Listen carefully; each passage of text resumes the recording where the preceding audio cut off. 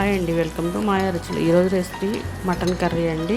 ముందుగా స్టవ్ మీద కుక్కర్ పెట్టుకొని దానిలోకి 2 టేబుల్ స్పూన్ ఆయిల్ వేసుకొని 2 ఉల్లిపాయలు 2 పచ్చిమిర్చి కట్ చేసుకొని ఫ్రై చేసుకోవాలి. అవి ఫ్రై అయ్యాక మటన్ వేసుకొని ఫ్రై చేసుకోవాలి.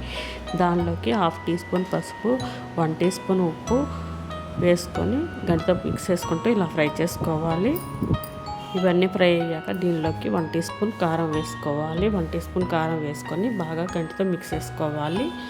కారం కూడా వేగాక దీనిలోకి 2 టీ స్పూన్లు అల్లం వెల్లుల్లి పేస్ట్ వేసుకొని ఇది కూడా ఫ్రై చేసుకోవాలి. పచ్చివాసన పోయేంత వరకు బాగా మిక్స్ చేసుకుంటూ ఫ్రై చేసుకోవాలి.